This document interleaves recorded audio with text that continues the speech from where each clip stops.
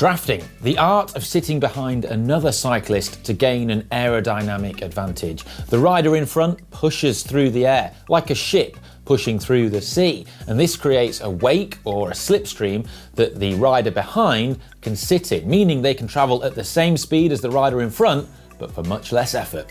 A simple idea, but surprisingly complex. So we're going to take a look at the physics of drafting and then how it changes with regards to different variables, such as distance or the number of cyclists involved. Then armed with this knowledge, you'll be able to ride more tactically, save energy, and most importantly of all, beat your mates. We're going to have to go on without him.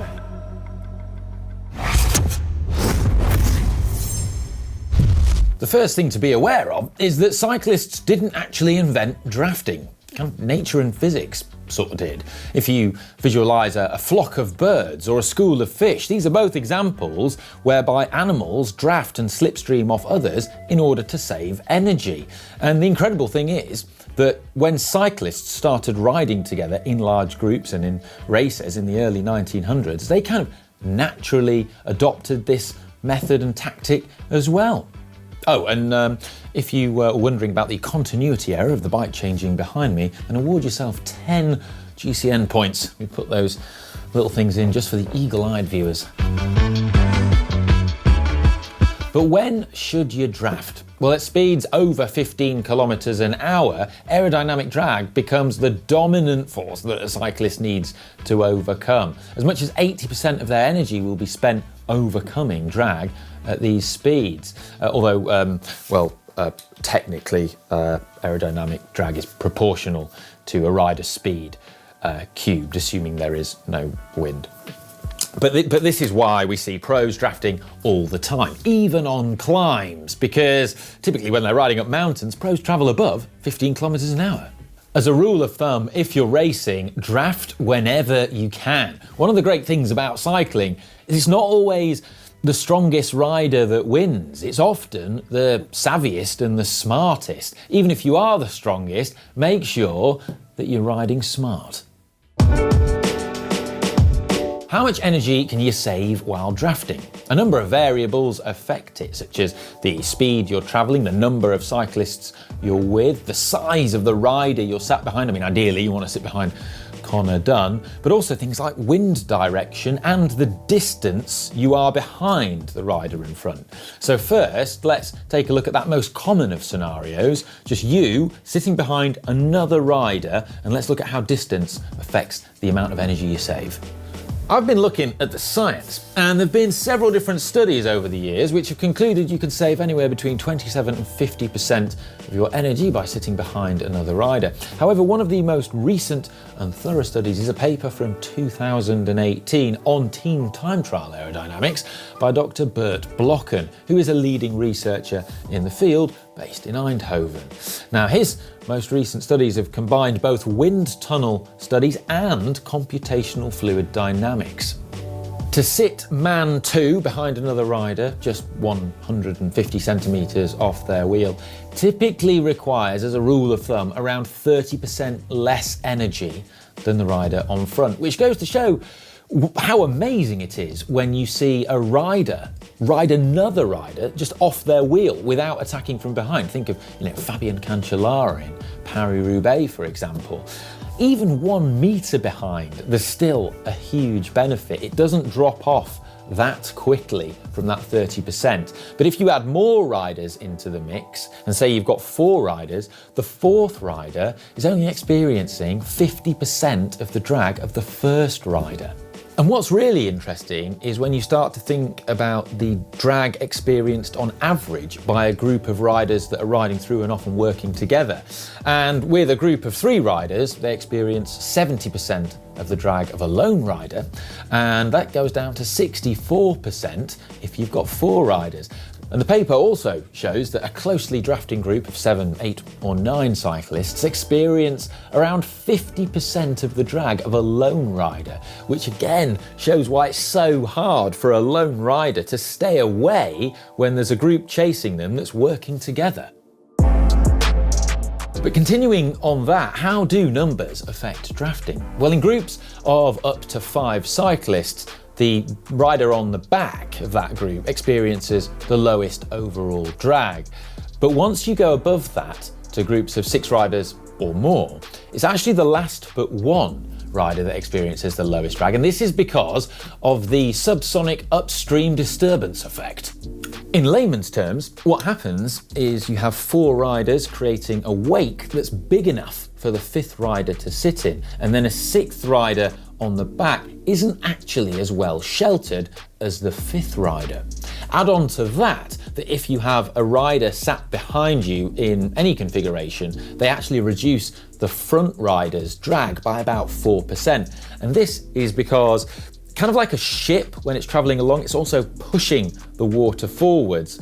And you can see like a dolphin sitting on the bow wave of a ship. It's kind of a bit like that. The air is being pushed forwards, which then helps reduce the drag of the rider in front, slightly. In fact, it's not just riders behind you that can help, other objects too, such as team cars or motos, like we see in races. I mean, in fact, if you have a car 5 meters behind you, it can reduce your drag by pushing the air forwards by 1.4%, according to Blocken. I mean, every little helps. But what happens with larger numbers, such as a peloton? Well, the researchers have modelled that too.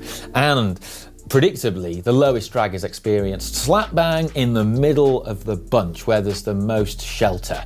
And the riders can experience as little as 5% of the total drag of a single rider, which is astonishing. But it also explains why, for the pros on those long, flat transitional stages in the Tour, they're kind of like a recovery ride for those guys. They're just not having to do any work. But of course, tactically, being right in the middle of the bunch towards the back isn't the optimum place to be, as you can get caught out behind crashes and things like that. So we'll often see the main contenders wanting to sit a bit further forwards, not on the front where the most drag is, but just a bit behind that. And in this kind of optimum zone, riders typically experience 15% of the drag of a lone rider.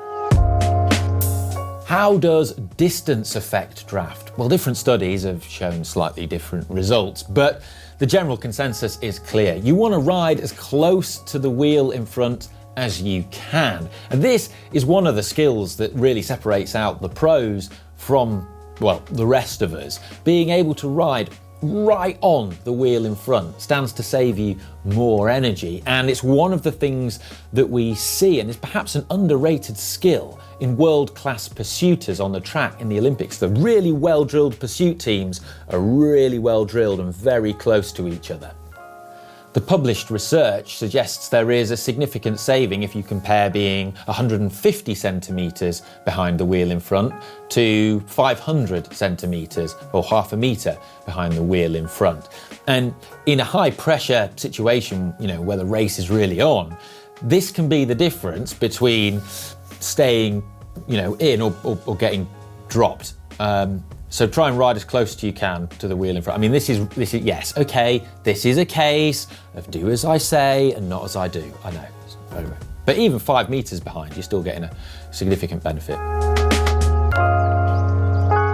But what about drafting in crosswinds? Well, under normal circumstances, the most efficient place to sit is directly behind the rider in front. But with a crosswind, it's actually more efficient to sit off-centre, opposite to the direction the wind is coming from. And that's why we see riders in groups in races form what's known as echelons. Echelons are a staggered formation like this, which I'm demonstrating with my no expense spared special effects. With regards to the finer points of riding in an echelon, the technique you use and how you form one, well, we're going to cover that in a future GCN video. So make sure you subscribe so you don't miss it.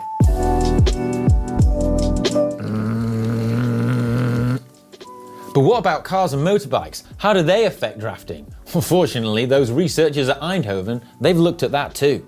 The results suggested that because cars and motos are such large objects, they create really big wakes that actually extend behind them much further than you might imagine. So being even 20 meters behind a moto, so not even a car, riders can expect to save 15% of what they would have to do if they were on their own, which is, well, quite surprising to me. But if you're being motor paced and being sat right on the bumper of a moto, then you can expect to save 75%, which is huge. It's basically like being sat right in the middle of a peloton.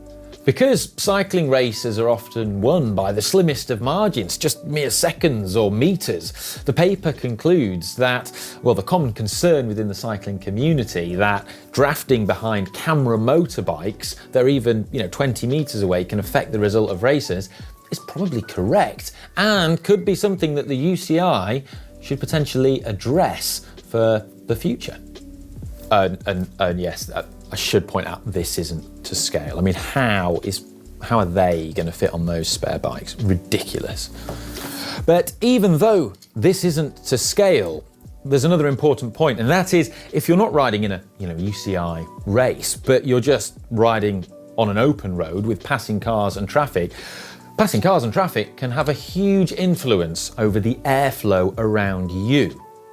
For example, with regards to drag coefficients, a smaller number in a drag coefficient is better. It means you're more aerodynamic.